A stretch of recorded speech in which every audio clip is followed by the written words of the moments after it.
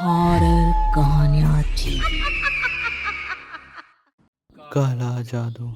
अपने बेटे रिशु के माथे से टपकते हुए पसीने को देखकर सविता की हालत खराब हो गई। ऐसा आज पहली बार नहीं हुआ जब रिशु नींद से घबरा कर जागा है।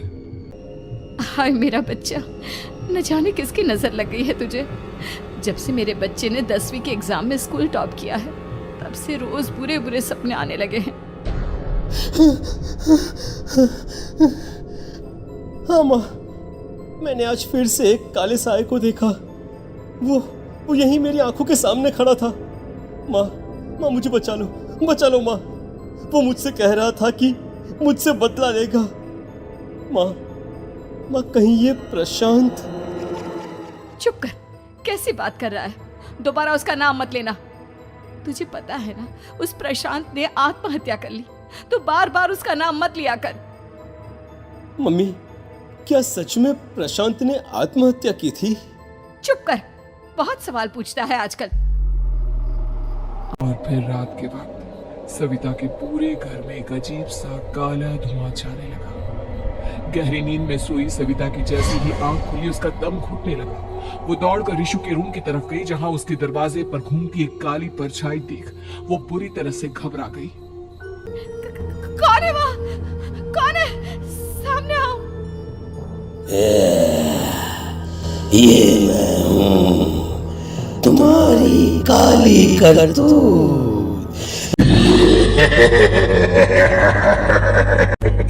और अब मैं तुम्हारे बेटे को ले जाने आया हूँ।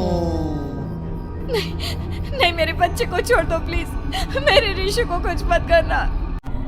वो परछाई रिशु के कमरे में घुस जाती है। सविता भी उसके पीछे पीछे दौड़कर जाती है और देखती है कि अब वो साया साफ नजर आ रहा था। वो सर से पैर तक खून में सना हुआ था और उसके शरीर के सारे अंग कटे फटे। क्या चाहिए तुम्हें? तुम जो बोलोगे मैं करूंगी, लेकिन मेरे रिशु को छोड़ दो। उस परछाई ने रिशु को गर्दन से पकड़कर दीवार के सहारे हवा में उछाल दिया। रिशु जोर जोर से चिल्लाने लगा।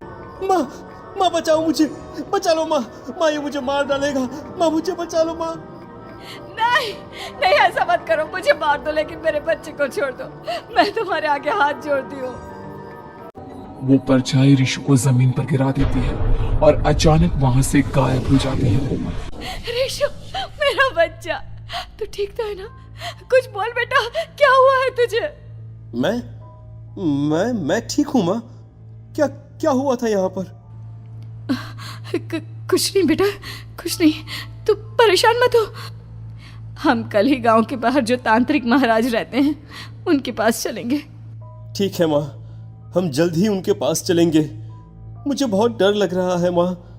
ये बार बार मुझे डरावने सपने आना, ये सब हमारे साथ क्यों हो रहा है माँ? अगले दिन सविता अपने बेटे रिशु को लेकर गांव के बाहर तांत्रिक के पास जाती है। जिस जगह पर तांत्रिक रहा करता था वो जगह बहुत डरावनी थी। चारों तरफ कंकाल और खूब भूतियां नजर आ रही थी।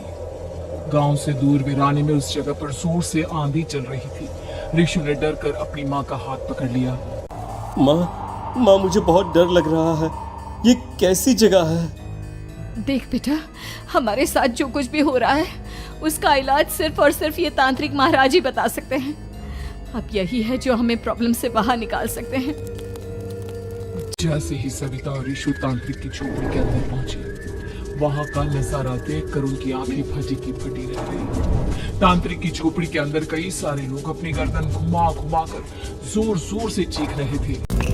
कौन हो तुम और यहाँ क्यों आई हो? महाराज, मेरे बेटे को कुछ दिनों से एक डरावनी काली परछाई नजर आती है और कल रात उसने मेरे बेटे पर हमला भी कर दिया।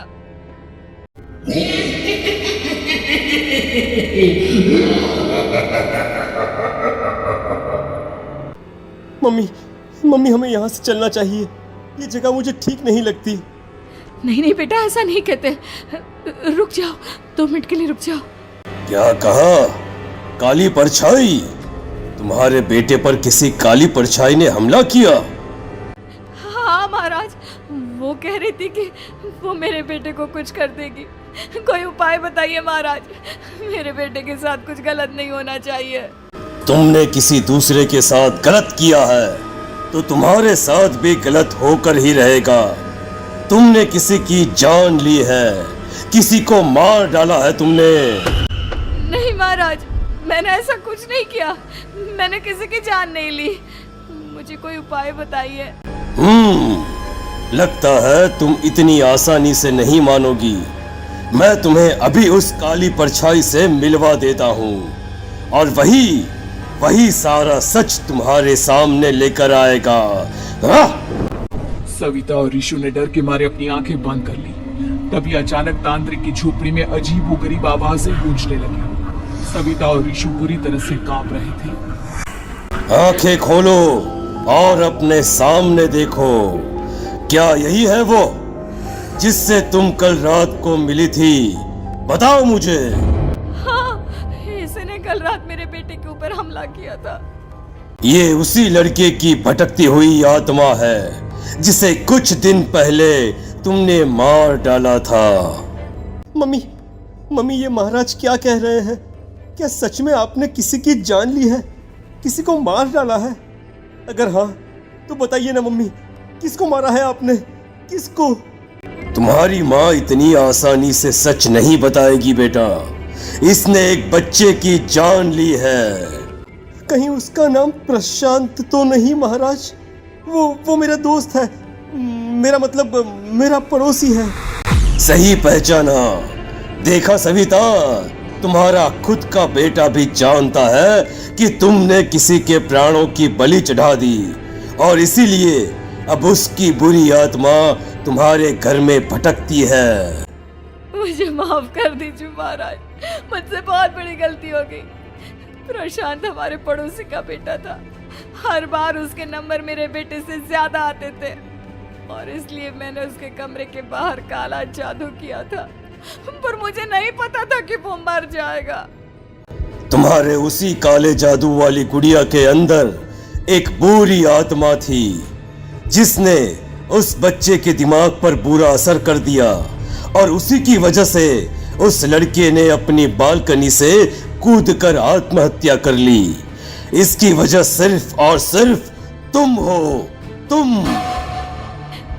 नहीं महाराज, जो कुछ भी हुआ मुझे नहीं पता था कि प्रशांत अपनी जान दे देगा। प्रशांत की आत्मा इस वक्त तुम्हारे सामने खड़ी है, हमसे बात करना चाहती है। बोलो क्या कहना चाहते हो? मैं जीना चाहता था, बड़ा होकर कुछ बनना चाहता था। आपके बेटे से मुझे कोई परेशानी नहीं थी। अरे वो तो मेरा अच्छा दोस्त था।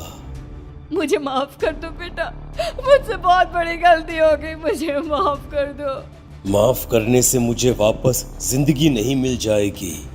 मेरे माँ बाप आज भी मेरे लिए रोते हैं। आपने मेरे साथ बहुत गलत किया है, बहुत गलत। और तभी अचानक प्रशांत की आत्मा वहां से गायब हो जाती है। सविता जोर जोर से रोने लगती है। सुन लिया तुमने? ये तुम्हारे अपने ही किए हुए पाप हैं जो इस तरह से तुम्हारे सामने आ रहे हैं। माँ, ये आपने अच्छा नहीं किया। सिर्फ 10th बोर्ड के एग्जाम में मैं टॉप कर पाऊं, इसलिए आपने मेरे दोस्त के ऊपर काला जादू कर दिया। नहीं मम्मी नहीं, अब हम कभी खुश नहीं रह पाएंगे, कभी नहीं। मेरे दोस्त की आत्मा को कभी शांति नहीं मिलेगी मम्मी, कभी नहीं। लेकिन मैंने जो कुछ भी किया सिर्फ तुम्हारे लिए किया। वो लड़का हमेशा फर्स्ट पोजीशन पर आ जाता था और इस वजह से हमेशा तुम्हारे मार्क्स कम पड़ते थे। मैंने तो सिर्फ उस पर एक छोटा सा काला जादू किया था बेटा। मुझे क्या पता था कि उसका ये नतीजा निकलेगा। जिस गुड़िया को तुमने उस लड़के के कमरे के दरवाजे पर लगाया था, दरअसल उसके अंदर एक बुरी आत्मा का प्रवेश हो गया था, जैसा कि अक्सर काला जादू करते समय हो जाता है। मुझे अपनी गलती का एहसास हो गया है। मैं प्रायश्चित करना चाहती हूँ। आप बताइए मैं क्या करूँ? प्रशांत के घर जाकर उस काली गुड़िया को वहां से निकालकर यहाँ लेकर आओ। मैं उसे आग में जलाकर राख कर दूंगा और उसके बाद प्रशांत की आत्मा को हमेशा के लिए मुक्ति मिल जाएगी। अगली रात सविता चुपचाप अपने पड़ोसी प्रशांत के घर जाती है।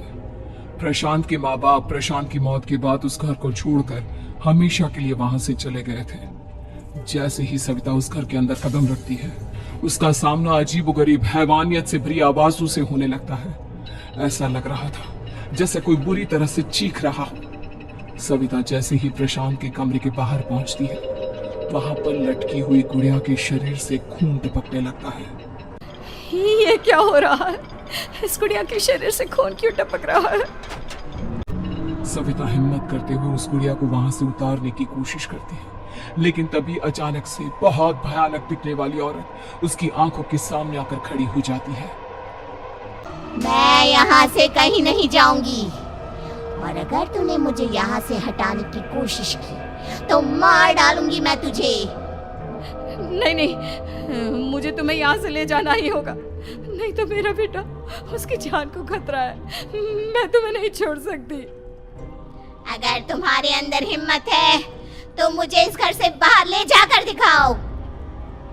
और ऐसा कहकर वो औरत सविता के ऊपर हमला कर देती है और उसे हवा में उछाल उछाल कर जमीन पर पटकती है। लेकिन तभी अचानक मौका देखकर सविता अपने हाथ में ली हुई सुई उसके हाथ में चुभो देती है। हाथ में सुई लगते ही वो औरत जमीन पर तड़पने लगती है। ये क्या किया तूने? ये क्या कर दिया? तुझे ऐसा नहीं करना चाहिए था। तांत्रिक ने मुझे कहा था कि तुझसे जीतने का सिर्फ यही एक तरीका है जिससे मैं अपने पापों का प्रायश्चित कर सकती हूँ और अपने बेटे की जान बचा सकती हूँ। और उसके बाद वो डरावनी दिखने वाली औरत एक छोटी सी जादुई गुड़िया में तब्दील हो गई और सविता ने उसे ले जाकर तांत्रिक को दे दिया। तांत्रिक ने जादुई गुड़िया को आग के हवाले कर दिया।